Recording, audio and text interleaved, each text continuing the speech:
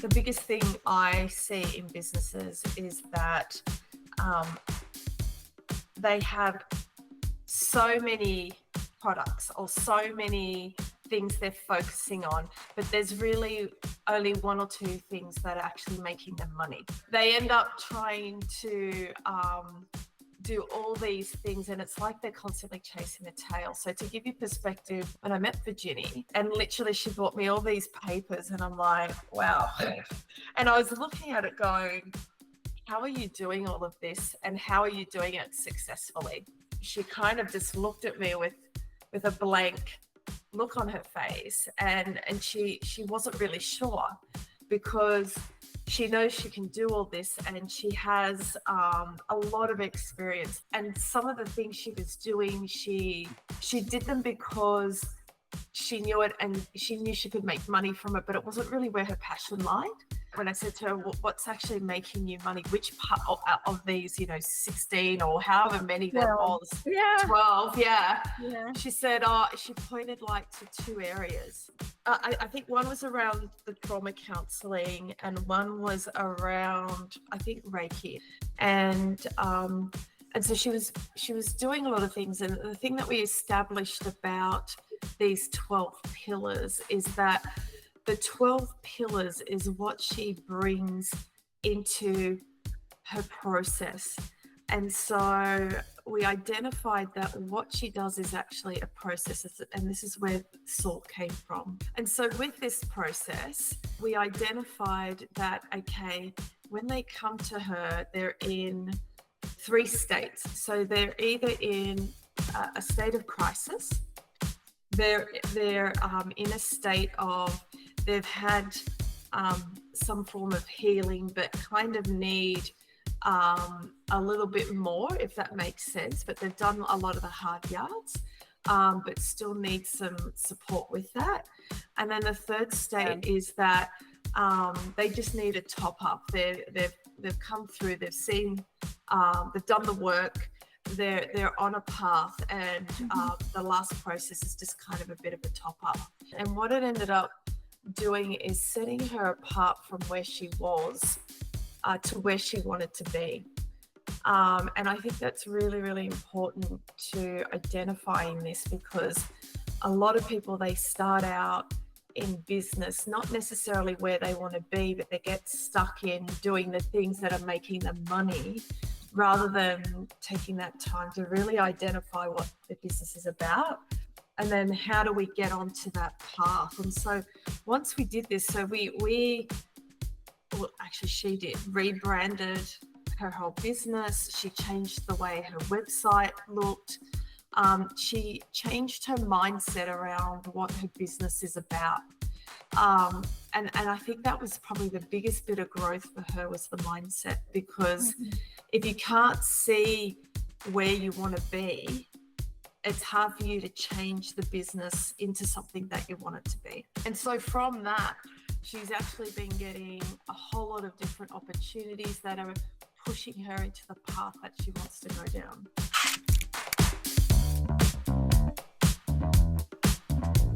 Welcome to Get Real with Gab. Okay, awesome.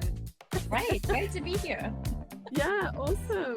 So first I want to say congratulations on last Friday. Amazing event.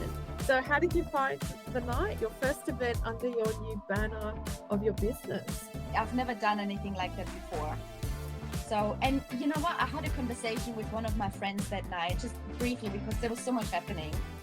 And I said to her, because she asked me how everything is going, because she knows I'm creating this big, like my life's work. I'm putting all of this into an online course now. So she's just asking how that was going. And I said to her, you know what?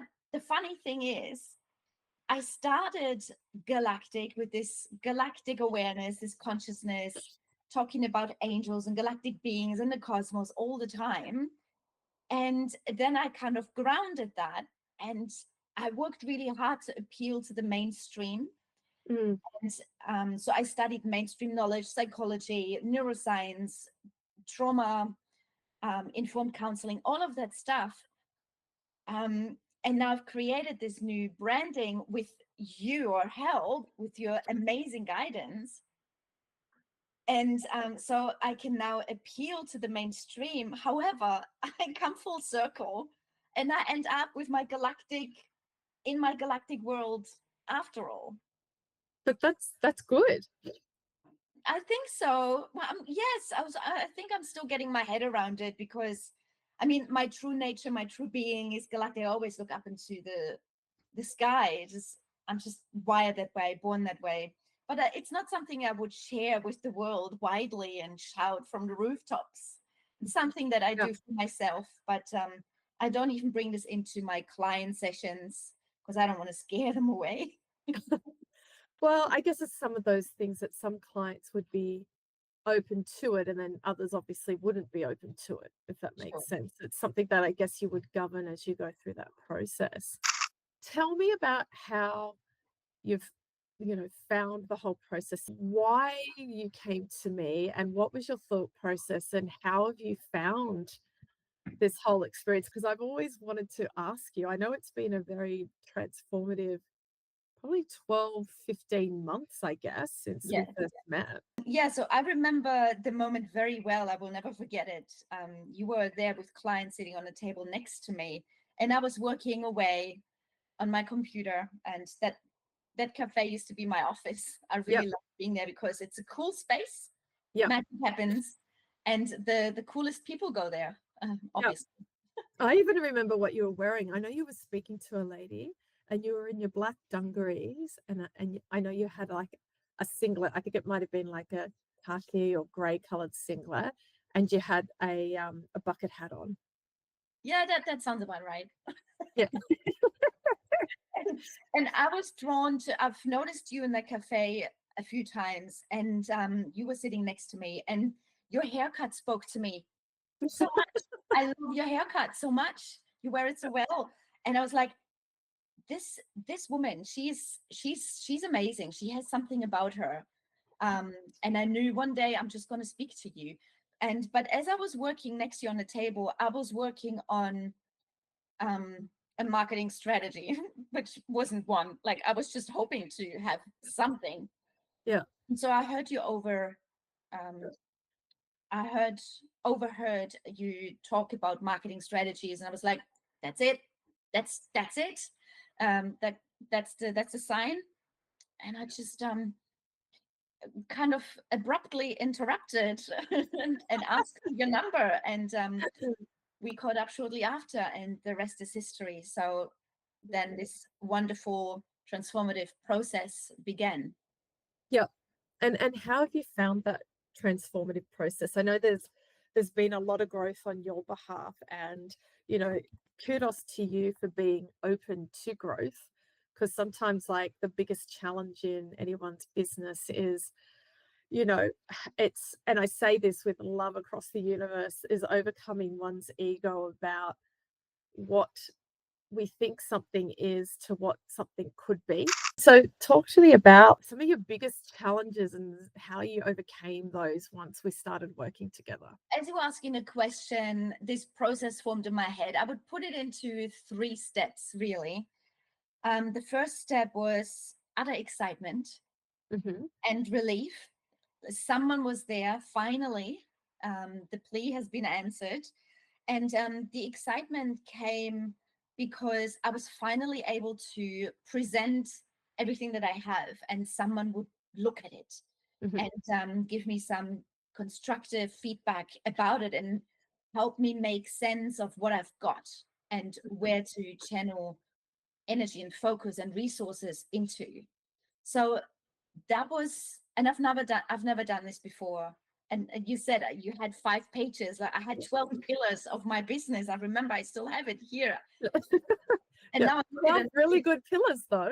Oh my God. So yeah, well, I was serious, and I thought she has to know everything. She needs to know where I am, the headspace that I'm in, my difficulties.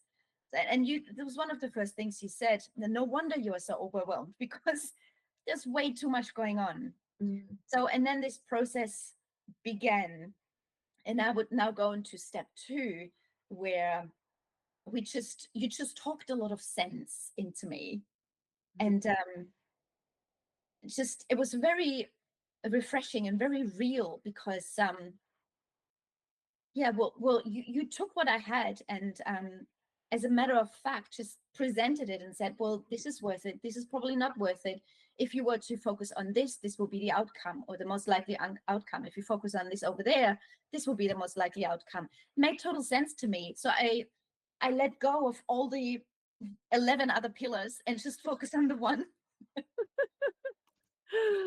Not to say that you can't still do those 11. Oh, and funny enough, Yeah. yes, and they've all come together now. Now they actually feed into it beautifully. But back then it was just an entire mess. And then so this middle process ended up becoming really uncomfortable. And I think this took the longest. So the initial first step was pretty swift, smooth. I knew what to do and I knew how to structure it, but then in the execution of it, and then thinking, okay, now what does it look like if I do this over here? Who am I? This is no longer what I used to be. And you you kind of encouraged me to, you introduced a whole new world to me. And you kept on saying you need to multiply yourself in some way. Your business has to be duplicatable. That was the word that stuck with me. And I was like, well, how can I do that? It's only me. It's what I do is unique. So we came up with that process.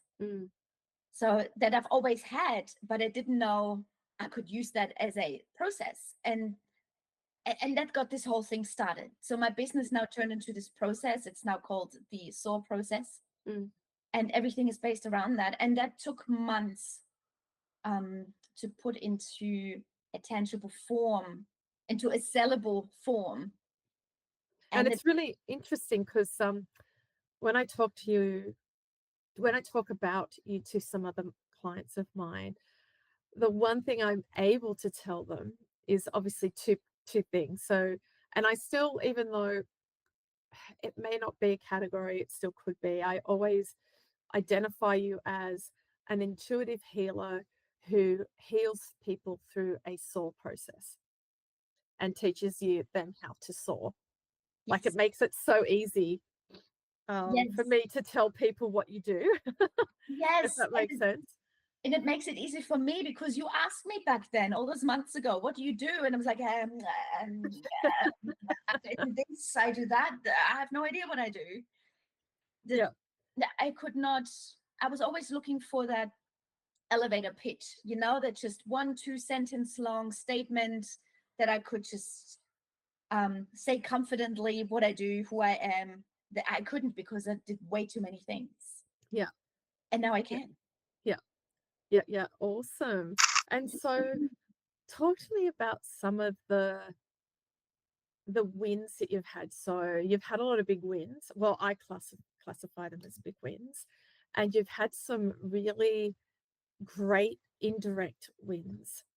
So talk to me about those and I guess how that has helped you and what that has taught you. Well, the idea of this whole transformation, this business transformation was to shift my business online because I've got a good reputation here and I get a lot of word of mouth in the Illawarra. But no one knows me online, or my business I can't sell my business online. I can't reach an audience outside this region. So that also meant starting to see myself not just as a therapist or a healer, but to start seeing myself as an expert in my field. And this is something we've discussed many times. So I would put this into my personal win because it was the catalyst for a huge personal transformation and healing journey, to stop playing small and to step into the role that I've lived that role for many years already, but I didn't claim that global vision that I had, so that is a completely different mindset that I'm now holding. I played too small. So now I can see a really big picture. And that now leads me into the professional wins. So since then, because my mindset shifted, and I see myself as expert, I'm confident speaking on a wider platform, presenting my work to a wider audience. I've now been invited to some online platforms, and I've since delivered presentations. Amazing. And and currently, 2 months ago, I was invited into another platform, which is taking off, and this will hit the US market as well. And they've recruited some. That's awesome. That's great. Thank you. Yeah, and they have some really fantastic authors, well-established authors, actually, in their platform, and some amazing people from all sorts of backgrounds and knowledges. So it's really quite exciting. And I love that.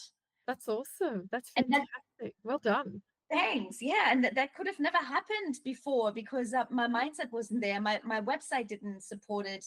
The program wasn't there. There was no process. So that all happened because I just talked to an amazing looking woman next to me on the table.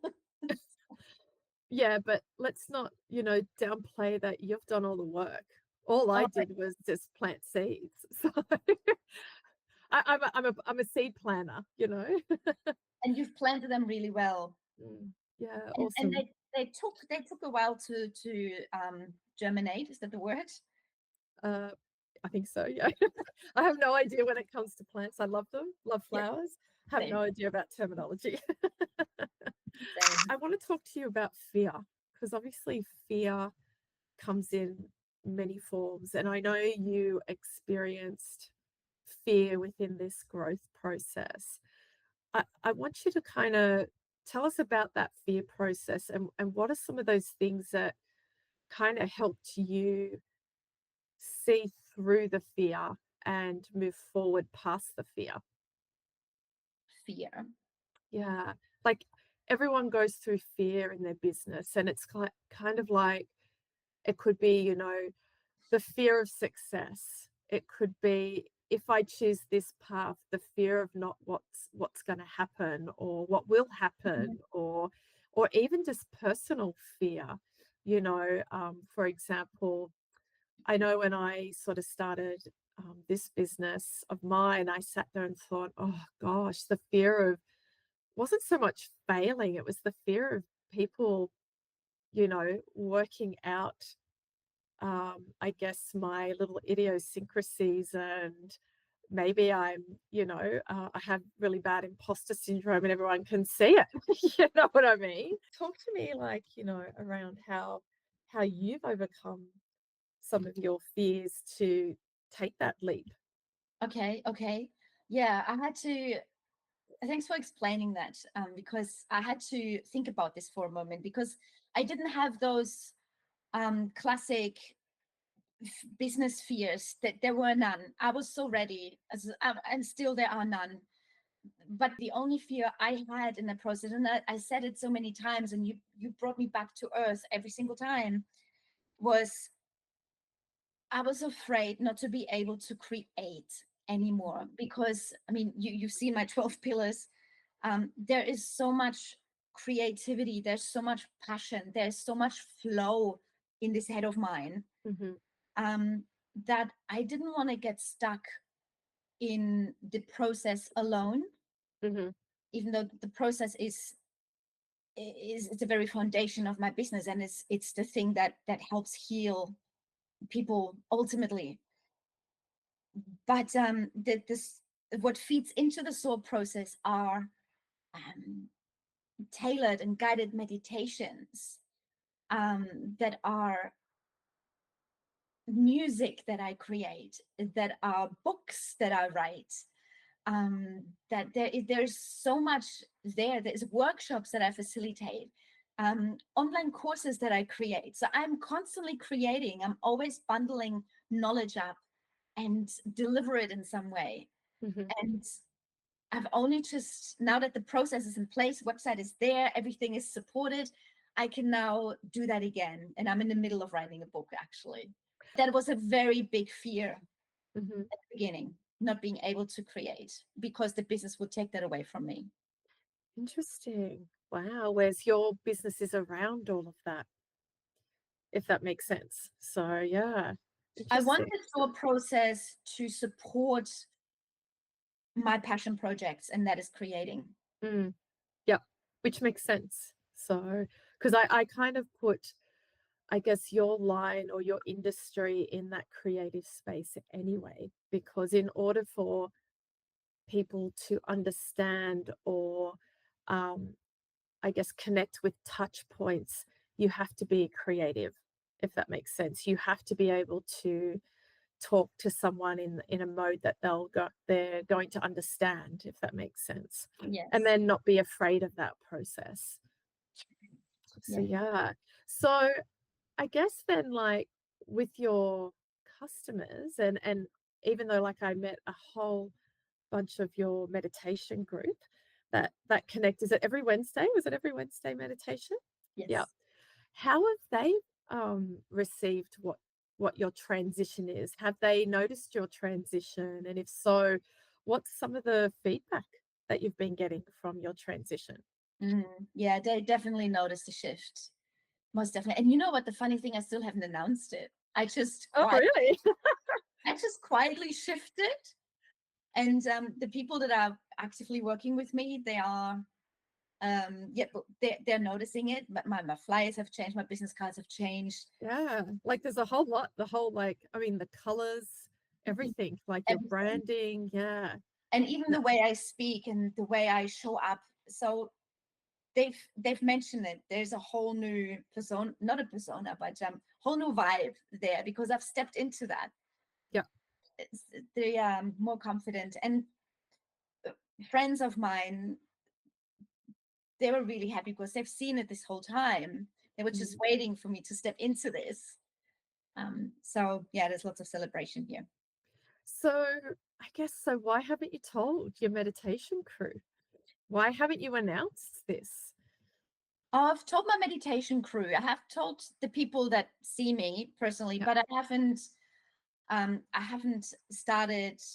I haven't informed my database yet. So and why is that?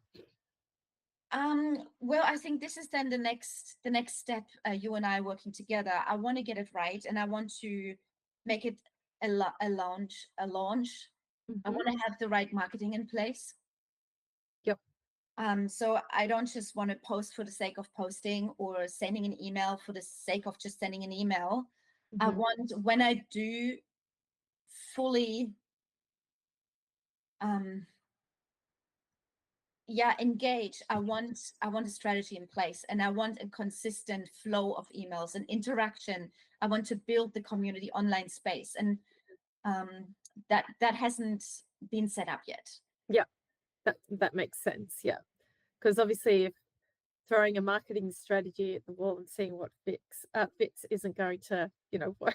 So, and especially since you've done all this amazing work around, your new website, your branding, with your own transformation, did you have to mourn anything?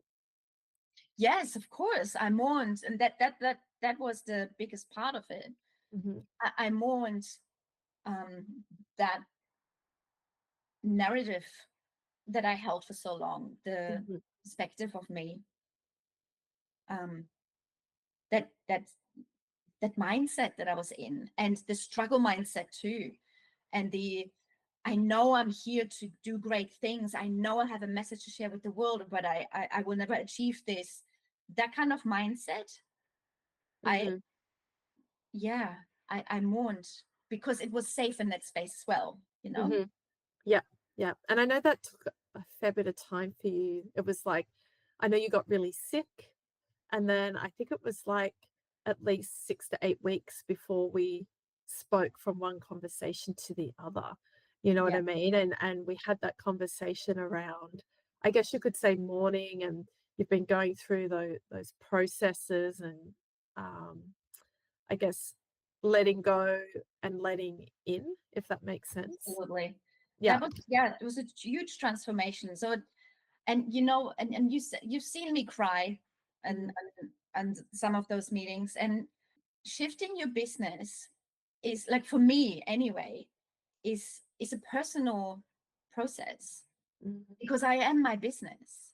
I mean, I'm more than that, but you know, my business reflects who I am. And if I want to position my business in a better way, then I have to position myself in a better way. I have to step up. I have to look at the things that I am doing to sabotage myself, or not showing up, or the things that I'm not claiming or not taking responsibility for, and all of these things. And these were hard truths to look at. They were uncomfortable and very unknown as well. What do you think was your biggest sabotager? Probably the negative self-talk, as in, you'll never get there. Yeah. And why do you think you kept telling yourself that? You know, this is family conditioning, the way, you know, we grow up, or the way I grew up. Like, you never achieve anything. I heard those words when I was little from my extended families. Oh, you never achieve anything, you know. Oh, who do you think you are? Oh, you'll be back living with your mom and dad in no time. Like, what? Wow. What? Yeah. And never relied on them ever, not once. But so I don't even know where this came from, but it's just in the collective consciousness of communities and families, and because they haven't gotten anywhere either. So it's like, well, if I can't make it, why would you know?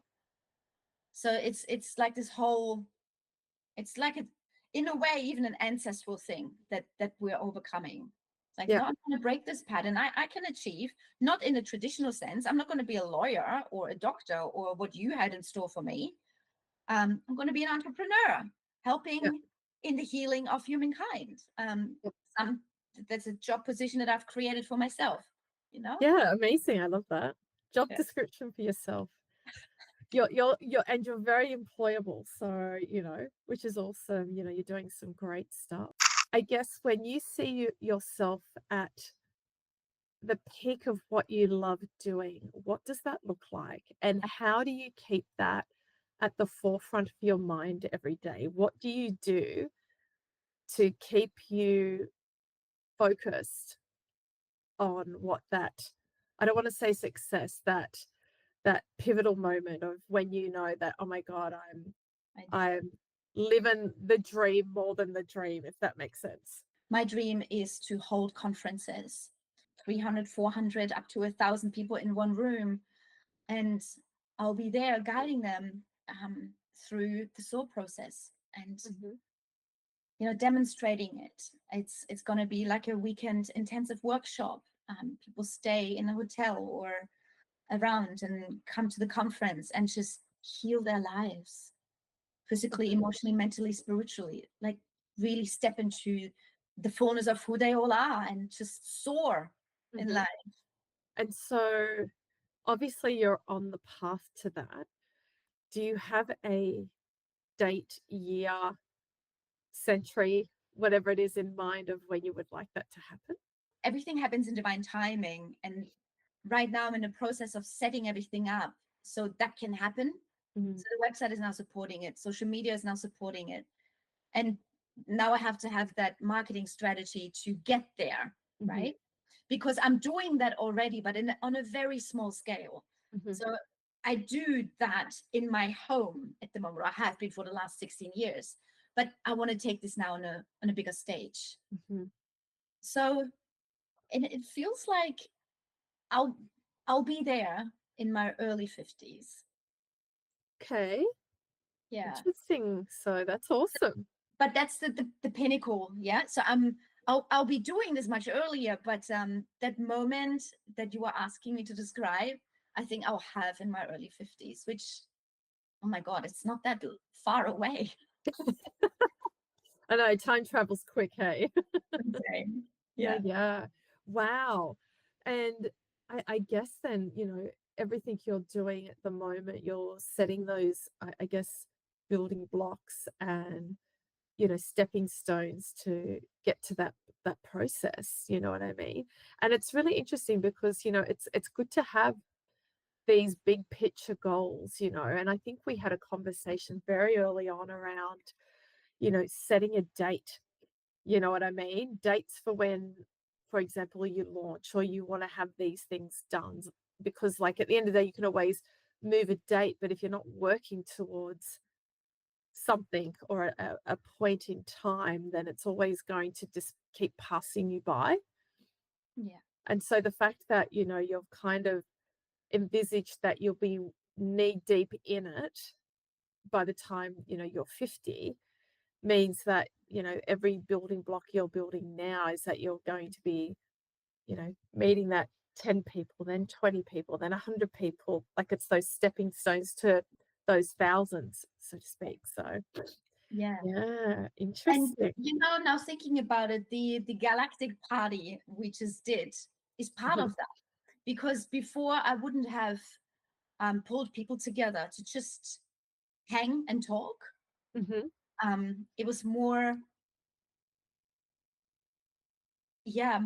more if I had a themed workshop and we were working towards something. It's more of a clinical way, but that the galactic party was the first time where I reached out and said, you know what, let's all come together, let's do it.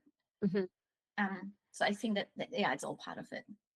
And so do you think, I guess the way that you held the galactic party, do you think that will be part of how you deliver what you're doing, or do you think it'll be very clinical or a combination? Yeah, a combination for sure, because as we began our chat today with me coming full circle, because I wanted to appeal to the mainstream, but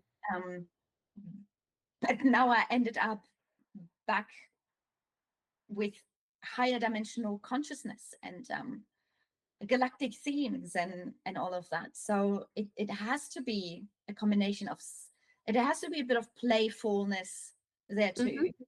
Because because the soaring or the soul process works on trauma. Like, we're really clearing out trauma from the body. It's hard work. It's dense work. It's this emotional work. Why trauma? Why did you want to, I guess, grow your business around healing people's trauma? Why not something else? Like, what's your connection with, obviously, trauma and helping people in that way? That is a big question. It is a big question. Growing up and being exposed to a lot of trauma myself and witnessing a lot of trauma and ancestral trauma, there's just natural curiosity. I wanted to understand how the psyche works, how people work, and what makes them tick. And I don't know, trauma feels home. And weirdly enough, I mean, I've had my own share of trauma. Everybody has trauma in some way. It feels natural to me. So if someone presents to me with physical ailments and wants me to patch them up, I probably vomit and cry. But if someone comes to me in utter distress, depressed, anxious, in a panic attack, I am cool as a cucumber, and I know exactly what to do. So it just comes really natural. And the books I read when I take a break, when you have a cup of tea on the couch and you read a book, the books I read, psychology books. Wow. That's my downtime. So I thought you were going to say, like, comics or something else. well, the normal person does. My friends always, they make fun of me. Yeah. I'm Well, always can I just say on that, like when I was little, so my mum and dad are from the traditional medical field, and they had a lot of their books. So some of these books were like 100 years old, but they were the teaching books when they went through college. And so I remember, I mean, it was a cool book, and it was on the heart. It was a medical book on the heart. And so weekends I would read this. This is at the age of like 7 or 8, medical books on the heart. Don't know why, don't know the significance, but obviously something was drawn to me at that time. So I get it. Yeah. yes. Yeah. There's Wow. just this natural curiosity about it. And I guess then tell me then, for the audience, what your business name is, what your website is, where they can find you, Mhm. in case out of the conversation today, people are curious to understand more about, it may not be their own trauma, but they may be looking for that someone special that can help them untangle a web of what's going on within them. Yeah. And obviously you are global. You're not just, in a regional town in New South Wales, Australia. You can do this on a global basis. Yes. So give us your 7-second pitch for Virginie. Give us that, okay? All right. Good. And yeah, and just on that note too, I am global. Yes, I am. I'm actually working with a couple of clients in the US. Amazing. I have someone in New Zealand and another one in Bali. And so it is branching out. It is absolutely branching out. It is happening. Amazing. I'm a neuroscience coach and trauma-informed counselor. I work in the spiritual field, and I start where psychology ends. So you can I like find that. me. Yeah, no, it's true. I get all the people that have had years of therapy and they haven't achieved what they wanted to. They come to me within one session. They understand what they need to do, and we get things done. So my business is called, you find me under my name, Virginie Espirit, .com. But I'm on social media. You find me under SOAR Beyond Trauma. SOAR. SOAR, yeah. Yep. And SOAR is an acronym. It stands for surrender, accept, observe, and release. So the SOAR process is a 4-step process that guides people through exactly that. And we'll see that there's a lot more behind it, but it's a very simple approach. And it helps people to truly get rid of the triggers that they've been carrying around. It's not stored in the mind anymore. It's going to be released for good. It's out of the system. No more triggers. And I pick up where psychology stops, or psychology doesn't acknowledge that part of us humans. Yeah. I work with that, and that is the part that shifts. So if you were to look back and see your younger self, so that could be under 10, under 20, under 30, whatever that is for you, what piece of advice would you give your younger self? Aww. I love working with the inner child. It's one of my most profound and favorite things to do with my clients. It's very, very healing. I think the most important thing is you are loved. Like you are profoundly loved, not just physically, not just by people around you who can't necessarily always show it, so because then we don't feel necessarily loved, but you're profoundly loved by source itself. You're profoundly loved by you. You're profoundly loved by your future self that comes and visits, that checks in on you. You're profoundly loved by your soul, your higher self, by all these light beings. There's so much love in the universe, and you are it. Yeah. Awesome. I love it. Amazing. Thank you so much for today. Love it. Love the interview. Love talking to you. I always get like these little profound moments myself around things. So like when you were saying that, I was just thinking, what can I tell myself? And the only thing that came to mind is live your dream as a big girl break dancer. Love it. Yes. It's like, you know what, I just should have done it. No. Yeah, awesome. No, that's fantastic. Well, I really appreciate your time today. And Thank I you so much. appreciate you. Thank you. No, my pleasure. And we will connect in the next couple of weeks around your marketing strategy. Let's do it before the end of June. Yep. And we'll get that next part of your business started, okay? That's great. Can't wait. Amazing. Okay, lovely. Have a fantastic day, and I will reach out soon, okay? I'm looking forward to it. Okay. Bye. Bye.